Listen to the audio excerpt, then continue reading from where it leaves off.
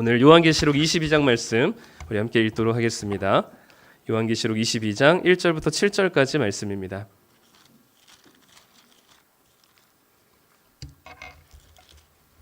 신약성경 423쪽에 있습니다.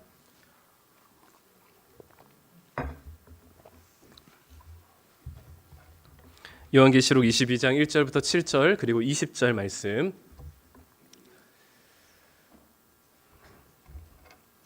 네, 우리 한 목소리로 함께 읽도록 하겠습니다. 1절부터 읽겠습니다. 또 그가 수정같이 맑은 생명수의 강을 내게 보이니 하나님과 및 어린 양의 보좌로부터 나와서 길 가운데로 흐르더라. 강 좌우에 생명나무가 있어 12가지 열매를 맺되 달마다 그 열매를 맺고 그 나무 잎사귀들은 만국을 치료하기 위하여 있더라. 다시 저주가 없으며 하나님과 그 어린 양의 보좌가 그 가운데에 있으리니 그의 종들이 그를 섬기며 그의 얼굴을 볼 터이요 그의 이름도 그들의 이마에 있으리라. 다시 밤이 없겠고 등불과 햇빛이 쓸데없으니 이는 주 하나님이 그들에게 비치심이라. 그들이 세세토록 왕노릇하리로다. 또 그가 내게 말하기를 이 말은 신실하고 참된지라. 주 곧 선지자들의 영의 하나님이 그의 종들에게 반드시 속히 되어질 일을 보이시려고 그의 천사를 보내셨도다. 보라, 내가 속히 오리니 이 두루마리의 예언의 말씀을 지키는 자는 복이 있으리라 하더라. 이것들을 증언하신 이가 이르시되 내가 진실로 속히 오리라 하시거늘 아멘. 주 예수여 오시옵소서. 아멘. 네, 우리 2부 예배에 오신 성도님들 환영하고 축복합니다. 네, 우리 2023년 마지막 날을 보내고 계신데요. 올해 자신의 삶에 좀 자기에게 점수를 주고 싶으시다면 얼마만큼의 점수를 주고 싶은가요? 몇 점의 점수를 드리고 싶으신가요? 네, 각자 생각하고 있는 점수가 있으실 텐데 우리는 체면들이 있으시고 또 우리 스스로에게 그렇게 호락호락하지 않기 때문에 이렇게 넉넉한 점수를 주진 않으실 텐데요. 올 한 해도 힘겨운 시간들이었지만 그럼에도 끝까지 마지막 날까지 최선을 다해 살아오신 성도님들이 아마 100점이시리라 믿습니다. 올 한 해를 한 단어로 만약에 표현하라고 한다면 어떤 단어로 표현하실지 모르겠지만 저는 어수선이라고 표현할 수 있을 것 같습니다. 네, 저도 스스로 정리가 안 된 채로 뭔가 일이 많이 있었던 것 같고요. 그 중에 또 제가 이제 컨트롤할 수 없는 일들도 있었고 또 제가 좀 더 잘했으면 벌어지지 않았을 일들도 있었던 것 같습니다. 그래서 좀 올해는 어수선한 상황들이 아니었나 스스로가 좀 느껴지고요. 또 성도님들이 저를 보시기에도 그렇게 보신지는 모르겠지만 제가 느낄 때는 굉장히 저를 보면서 불안해하고 좀 걱정스러운 마음으로 보시지 않았을까 싶습니다. 그래서 내년에는 조금 더 스스로 정돈되고 그리고 성도님들께 좀 신뢰를 드릴 수 있는 그런 시간들이 되었으면 좋겠다 싶습니다. 네, 오늘은 속히 오리라라는 제목으로 말씀을 나눌 텐데요. 성경은 일관되게 처음부터 끝까지 창세기부터 요한계시록까지 한 가지 이야기를 하고 있습니다. 66권의 수많은 글자들과 글씨들이 있지만 사실 한 가지 이야기는 하나님 나라죠. 그래서 창세기에서도 사실 세상을 창조하셨다라고 기록하고 있지만 세상을 만드셨을 뿐만 아니라 그 세상에 하나님 나라를 건설하셨습니다. 하나님이 다스리시고 하나님 왕이시고 하나님이 대통령이신 그 하나님 나라를 만드셨죠. 그래서 그 하나님 나라가 시작됐다는 것이 바로 창세기의 이야기고 요한계시록은 잃어버렸던 그 하나님 나라가 다시 이 땅 가운데 온다라는 이야기가 요한계시록이기 때문에 창세기부터 요한계시록까지 66권의 이야기를 한 단어로 얘기하라라고 한다면 하나님 나라, 곧 천국이라고 얘기할 수 있겠습니다. 네, 하나님께서 처음 만드신 세상은 너무너무 아름다웠습니다. 우리 중고딩들처럼 시험도 없었고요. 여러 가지 먹을 수 있는 것들도 널려 있었습니다. 열심히 일해야만 먹고 살 수 있는 것이 아니라 하나님이 자라게 하신 모든 것들을 먹고도 남을 만큼 충분하게 하나님께서 채워주셨습니다. 하나님의 사랑을 마음껏 누렸던 때였고 어떤 미움과 분열과 시기도 없이 서로가 사랑했었던 아주 아름답고 행복한 나라가 하나님께서 처음 만드신 세상이었습니다. 그래서 우리는 그곳을 천국이라고 부르죠. 하나님의 사랑을 무한히 받고 서로가 사랑했던 그 나라였지만 하나님보다 너가 더 낫다라고 얘기하는 그 사탄의 속임수에 넘어가서 이 인간은 이 하나님을 왕으로 인정하지 않기 시작했고 자기 스스로가 왕처럼 행세하고 싶어 했습니다. 그렇게 최초의 인류인 아담과 하와가 범죄함으로 인하여서 그 아름다웠던 천국은 순식간에 지옥이 되어버렸습니다. 하나님 나라가 사탄이 다스리는 나라가 되어버린 거죠. 오늘 우리가 읽은 요한계시록을 다 읽진 않았지만 요한계시록에서는 사탄이 다스리고 있는 이 세상의 구조에 대해서 얘기하고 있습니다. 사탄은 우리 눈에 보이진 않습니다. 사탄도 영적인 존재이기 때문에 사탄이 우리 눈에 보이진 않지만 사탄이 우리 눈에 보이게 만드는 여러 가지 속임수들이 있습니다. 사탄의 권세를 이임받아서 이 세상 사람들을 속이는데 앞장서는 존재들이 있죠. 그것을 요한계시록 13장에서는 짐승이다, 17장에서는 음녀다, 18장에서는 바벨론이다라고 표현하고 있습니다. 이 세 가지는 각각 다른 게 아니라 한 가지를 얘기하고 있고요. 이 짐승과 음녀와 바벨론이라고 표현된 이 세상을 혼란스럽게 하고 잘못된 것으로 가치를 두게 하는 이 사탄의 앞잡이 노릇을 하는 이 존재들 안에서, 이 시스템 안에서 혜택을 누리고 있는 사람들이 있었습니다. 그 사람들이 왕과 상인과 선원들이다라고 요한계시록은 표현합니다. 그리고 그들의 지배를 받고 있는 자들이 수많은 백성이다라고 얘기하죠. 지난번에 얘기했지만 요한계시록은 1세기 그리스도인들에게 쓴 편지입니다.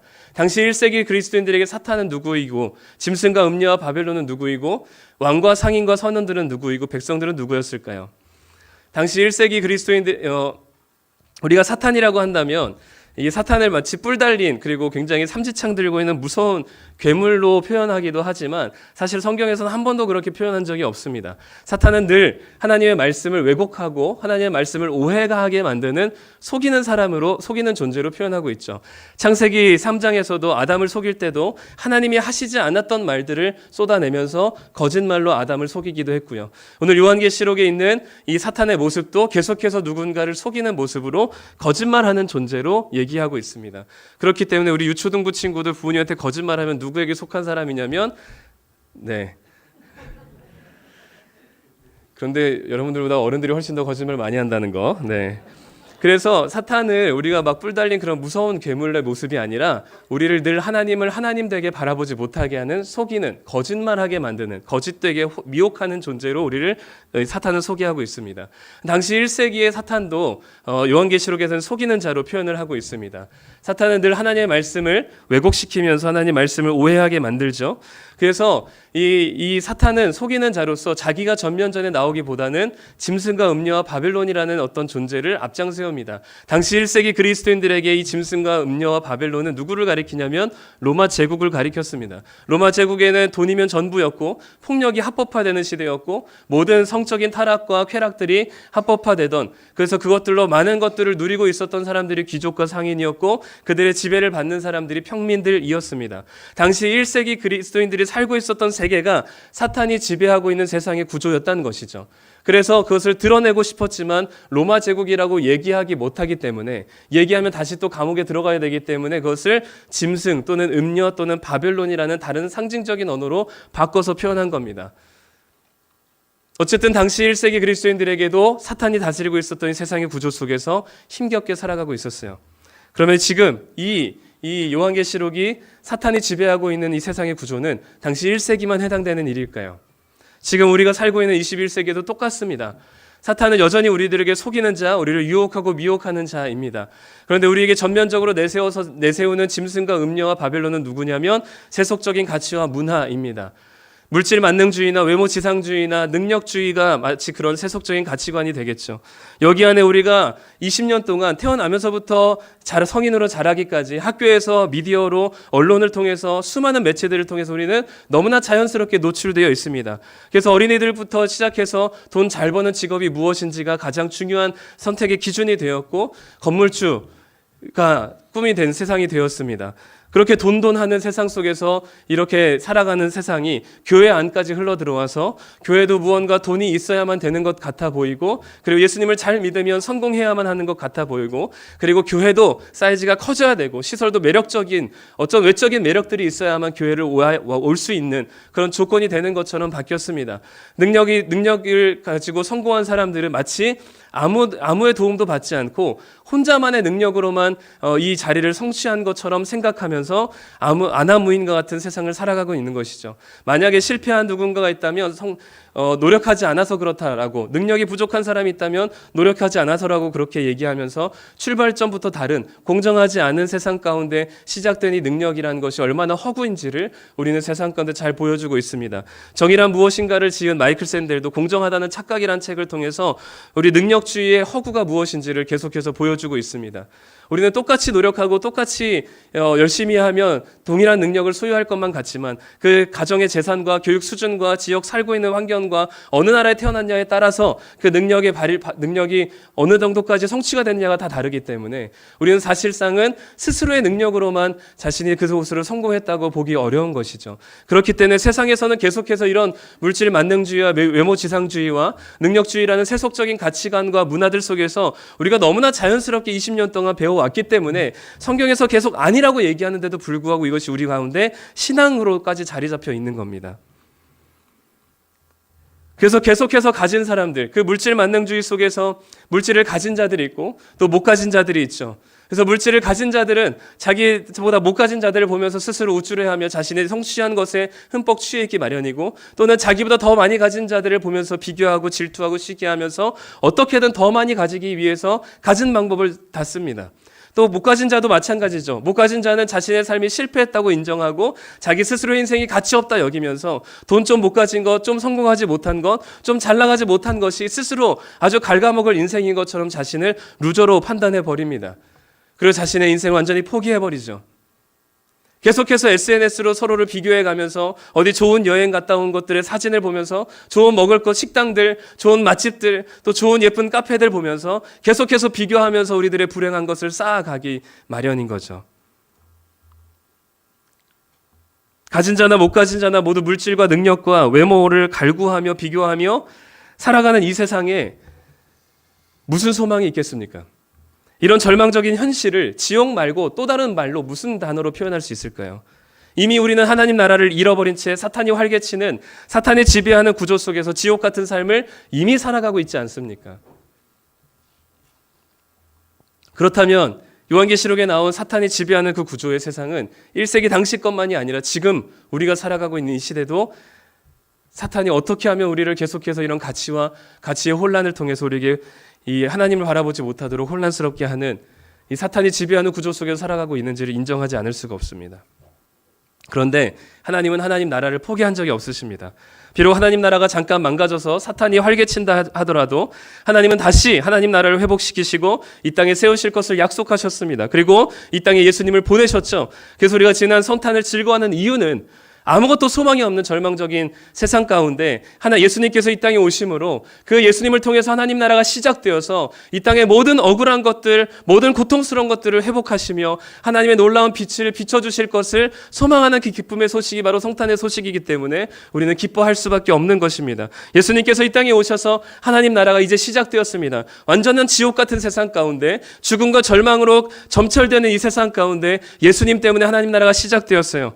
그렇게 예수님께서는 병든 자를 고치시고 귀신 들린 자를 고치시고 억눌린 자를 자유하게 하시며 돈과 외모와 능력의 구조 속에서 비교하고 시기하고 질투하며 미워하던 이 죽음과 같은 세상 속에서 사랑과 화평과 용서로 승리하는 하나님 나라를 시작하셨습니다. 그리고 이 땅에 다시 오시는 그날 하나님은 그동안 천국을 지옥처럼 만들었던 범죄자들을 찾아내셔서 절단하고 심판하시겠다 말씀하시는 것이 요한계시록의 말씀입니다. 요한계시록 17장부터 20장까지 한 존재 한 사람 한 사람을 하나님께서 불러내셔서 심판하시는 말씀을 합니다. 함께 읽겠습니다. 오라 많은 물 위에 앉은 큰 음녀가 무너졌도다 무너졌도다 큰 성 바벨론이여. 아까 사탄이 자기야 전면전에 나서지 않고 자신 대신해서 앞잡이를 세웠던 음녀와 바벨론을 하나님께서 무너뜨리시고 심판하시겠다 약속하십니다. 19장 20장도 읽어보시죠. 시작. 짐승이 잡히고 산채로 유황불 곳에 던져지고 또 그들을 미혹하는 마귀가 불과 유황못에 던져지니 짐승과 바벨론과 음녀가 하나님의 심판을 받으며 그 모든 것을 주관했고 다스렸던 사탄이 이제는 그 정체가 드러나면서 사탄이 하나님의 심판을 받게 됩니다. 물질 만능주의와 외모 지상주의와 능력주의가 영원할 것 같고 이것만 있으면 완벽한 인생이 될 것 같아 보이는 것들이 얼마나 보잘것없고 허무한 것인지를 모든 사람들이 깨닫게 되는 날이 바로 진짜 가치인 하나님 나라가 이 땅 가운데 오게 되시는 예수님이 다시 오시는 그날입니다. 가짜로 끊임없는 사람들을 속이고 유혹했던 사탄의 정체가 드러나는 날이 예수님께서 다시 오시는 그날입니다. 그때는 하나님 나라가 이 땅 가운데 온전하게 임하게 될 것이죠. 예수님이 이 땅에 다시 오시는 그때 하나님이 처음 만들었던 이 세상처럼 서로가 사랑하며 하나님의 사랑 안에서 서로가 누리며 하나님께서 주시는 것들을 통해서 만족하며 부요함을 얻는 그 놀라운 하나님의 나라가 예수님이 다시 오시는 그날에 오게 될 것입니다. 튤립 버블이라는 혹시 단어를 아시나요?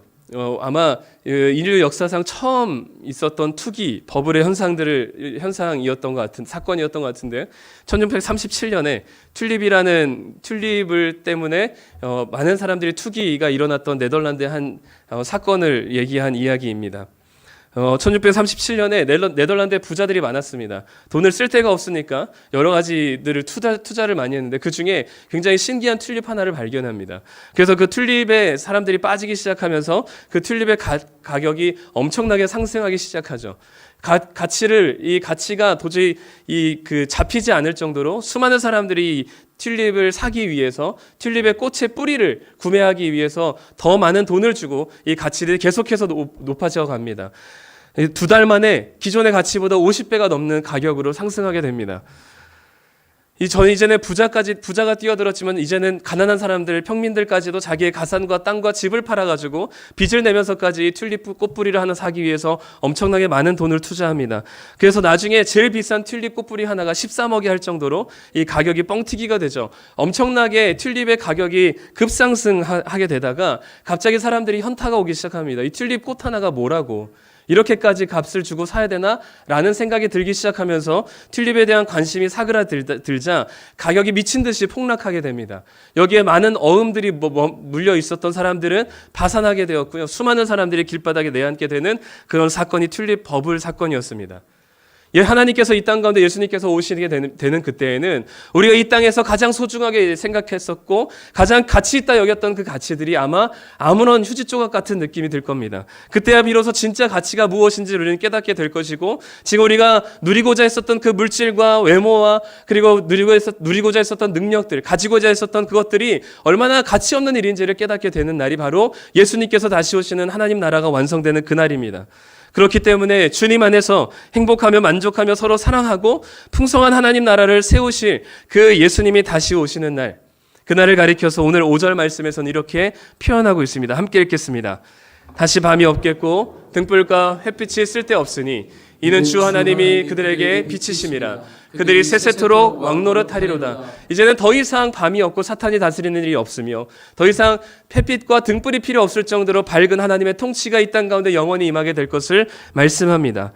이렇게 주님이 다스리시는 나라, 지옥 같은 이 세상에서 하나님 나라를 소망하며 주님께서 주시는 그 사랑과 평화와 온전한 하나 되는 그 놀라운 승리의 그 하나님 나라가 이 땅 가운데 우리를 통해서 일하시고 지금 시작되었다면 우리는 이 하나님 나라를 소망하며 이것을 비전을 품고 나아가는 것이 우리의 삶의 목적이 되어야 하지 않겠습니까? 이것이 우리의 유일한 삶의 이유가 되고 하나님 나라를 따라 살아가는 것이 우리가 살아가야 될 목적이 되어야 하지 않겠습니까? 이 지옥 같은 세상에서 하나님 나라를 한번 세상 가운데는 보여줘야 하지 않겠습니까?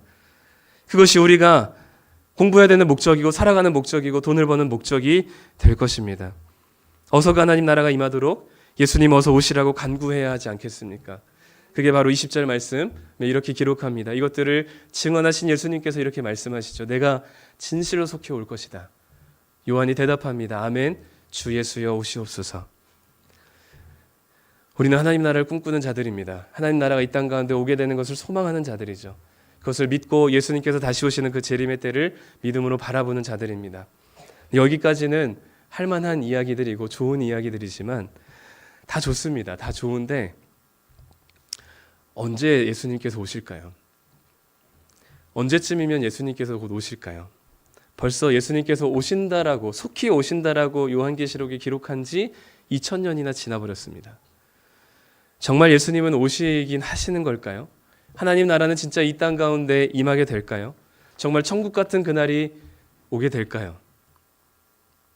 우리 엄마들이 늘 하는 레파토리 거짓말들이 있죠.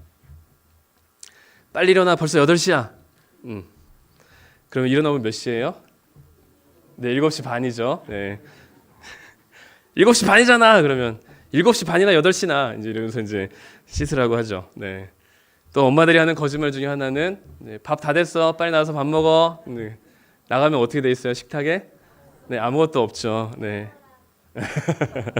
그죠? 수저노라 그러죠. 그렇죠? 숟가락 젓가락 놓고 밥통에서 밥만 풀면 돼. 이제 이렇게 얘기하면서 이제 밥 먹으러 얘기합니다. 예수님이 속히 오리라, 올 것이다 라고 얘기하는 게 마치 엄마들의 거짓말 레퍼토리처럼 들리지 않으시나요? 온다 온다 해놓고선 오지 않으시는, 온다고 말만 하시고 정작 오기를 기다리면 기다릴수록 예수님이 보이지 않는, 당시 1세기 교회는 성도들은 어땠을까요? 하루하루가 피말리는 바켓 속에 있었습니다. 차디찬 쇠창살 안에서 바닥에서 새우잠을 자고 다음날 일어났습니다. 예수님께서 오셨으려나 예수님이 안 오셨어요. 다음날 또 새우잠을 잡니다. 다음날 또 일어나면서 예수님이 오셨을래나 눈 떠보면 예수님이 안 오셨습니다. 계속 반복되는 기대와 소망 가운데 예수님이 오지 않은 그 절망감을 뭐라고 표현할 수 있을까요? 성도님들도 지 현실이 너무 어렵고 힘들어서 차라리 죽었으면 좋겠다, 정말 예수님께서 빨리 왔으면 좋겠다라고 얘기하시고 그런 간절한 마음이 있으신 성도님들도 계실 텐데, 눈 떠보면 여전히 고통스럽고 눈 떠보면 1시간밖에 잠을 이루지 못했고 계속해서 뒤척이는 밤잠을 뒤척어가면서 예수님이 다시 오시기를 기대하지만 예수님이 안 오시는 그 절망감과 그 아쉬움, 어떻게 표현하실 수 있으실까요? 우리는 뭐 어떻게 해야 될까요? 예수님께서 정말 오시긴 할까요? 여러분들은 예수님께서 오실 것을 믿으십니까? 사실 이 질문에 답은 대단한 뾰족한 수가는 없습니다. 사실 그냥 믿는 것밖에 없어요. 이 땅에 다른 소망이 없기 때문이죠. 정치인에도 소망을 두기도 하고 누군가 경제인에게도 소망을 두기도 하고 어떤 탁월한 누군가에게 소망을 두기도 하지만 우리는 결과는 번번이 실망입니다. 그럴듯한 것들이 우리에게 보여지지만 우리에게 한 가지 확실한 것이 있다면 예수님께서 재림하실지 안 하실지는 잘 모르지만 예수님께서 이 땅 가운데 오셨다는 사실을 우리가 확신할 수 있습니다. 예수님께서 이 땅에 오신다고 말씀하시고 구약의 수많은 선지자들을 통해서 예언한 대로 정말 예수님께서 이 땅 가운데 성탄의 기쁨 가운데 오셨다는 것을 우리가 안다면, 그것을 믿는다면 예수님께서 다시 오신다는 사실도 믿을 수 있을 것입니다. 그렇기 때문에 다른 방도가 없고요. 결국 예수님께서 오실 것이라는 것을 우리는 믿는 것밖에 없습니다. 여러분들이 믿든 믿지 않든 결국 예수님은 오실 것입니다. 저는 예수님께서 오실 것을 확신합니다. 그렇기 때문에 믿기지 않더라도, 그리고 그것을 강요할 수는 없지만 여러분들이 믿지 않더라도 예수님께서는 다시 오실 것이고 하나님의 나라가 이 땅 가운데 도래하게 될 것입니다. 그래서 이 세상에 우리 눈에 좋아 보이던 모든 가치들이 무너지는 그날이 올 것을 저는 확신하고요. 예수님께서 속히 오신다고 하셨으니 우리가 느끼기에는 좀 너무 더디 오는 것 같고 아예 오지 않을 것 같아 보여도 속히 오실 것을 믿으시는 성도님들 되셨으면 좋겠습니다. 정말 예수님께서 속히 오실 것을 믿으시나요? 정말 그렇다고 고백하십니까? 속히 오시겠다고 말씀하신 지 2000년이나 지났지만 여러분들이 이 말씀을 정말 유효하게 받아들이십니까? 그렇다면 예수님이 속히 오신다는 이 재림의 믿음은 반드시 지금의 우리의 삶을 바꿀 수 있는 강력한 힘이 우리에게 주어지게 됩니다. 이것은 미래의 일이 아니라 지금의 일입니다. 예수님이 다시 오신다는 재림 하나만 제대로 믿는다 할지라도 우리의 삶의 태도와 목적을 완전히 뒤바꿔 놓을 수 있는 강력한 힘이 있습니다. 예수님이 곧 다시 오신다는 믿음은 돈에 대한 우리의 관점과 태도를 바꿔버립니다. 예수님이 곧 다시 오신다는 믿음은 사실은 우리가 직업을 무엇을 선택할지가 달라집니다. 예수님이 곧 다시 오신다는 이 사실은 복잡한 인간관계를 바꿔놓을 수 있는 유일한 강력한 힘이 됩니다. 곧 다시 오시겠다는 예수님의 말씀에 아멘 오십시오 주님이라고 답할 수 있다면 그것은 먼 미래의 이야기가 아니라 지금 내 삶을 당장 바꿀 수 있는 기준과 가치가 세워진다는 이야기입니다.